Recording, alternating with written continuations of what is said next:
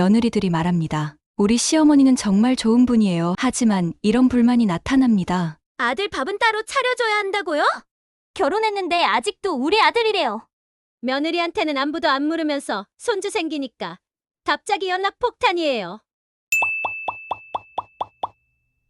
결혼하면 단순히 배우자와만 관계를 맺는 것이 아니라 시댁이라는 또 다른 가족과도 관계를 형성해야 합니다. 그렇다면 며느리들이 특히 힘들어하는 시어머니 유형은 어떤 것일까요? 서로 이해하고 배려하는 관계를 만들기 위해 며느리가 부담스러워하는 시어머니의 유형 7가지를 소개합니다. 첫 번째, 지나치게 간섭하는 시어머니. 우리 아들한테는 이렇게 해야 해. 왜 그렇게 하니? 내가 다 알려줄게. 며느리는 어른들의 조언을 존중하지만 지나친 간섭은 부담스럽습니다. 부부만의 방식이 있음을 인정하고 며느리의 선택을 존중하는 것이 중요합니다. 해결책, 조언하고 싶다면 내 생각에는 이런 방법도 있어. 라고 부드럽게 말해보세요.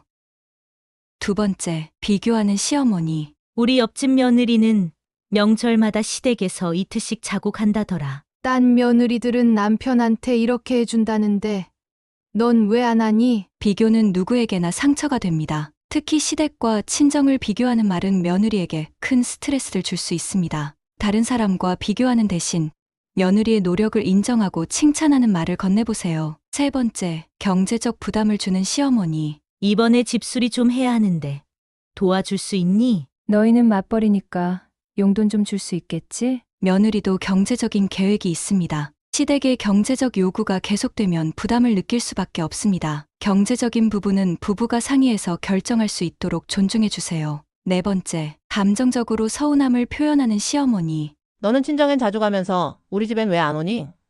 나는 너를 딸처럼 생각하는데 넌 나를 그렇게 생각 안 하는구나.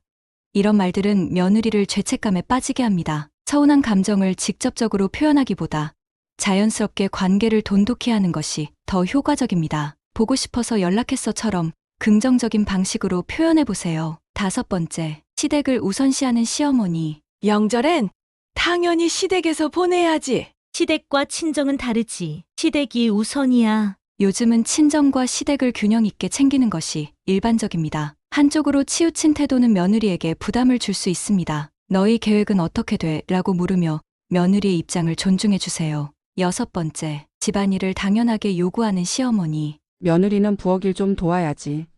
설거지는 며느리가 해야 하는 거 아니니? 며느리가 시댁에서 일을 돕는 것은 배려이지만 강요되는 순간 부담이 됩니다. 부부가 함께하는 분위기를 조성하는 것이 중요합니다. 같이 하자는 말 한마디가 부담을 줄이고 분위기를 부드럽게 만듭니다. 일곱 번째, 며느리의 개인 생활을 존중하지 않는 시어머니. 주말에 뭐 하니? 우리 집에 와라. 아들한테 전화 좀 자주 하라고 해. 며느리도 본인의 삶이 있습니다. 부담을 주지 않는 선에서 자연스럽게 연락하고 만나는 것이 좋습니다. 며느리가 먼저 연락할 시간을 가질 수 있도록 여유를 주세요. 가족 관계는 서로의 작은 배려에서 시작됩니다. 며느리와 시어머니 모두 노력하면 좋은 관계를 만들 수 있습니다. 시어머니에게 필요한 한마디는 이런 것입니다. 고마워. 덕분에 잘 지냈어. 우리 며느리 생각을 존중할게. 우리 가족이 함께 행복했으면 좋겠어. 작은 말 한마디가 며느리의 마음을 편안하게 만들 수 있습니다. 서로를 이해하는 행복한 가족 관계를 만들어가길 바랍니다. 시청해 주셔서 감사합니다. 좋아요, 구독 부탁드립니다.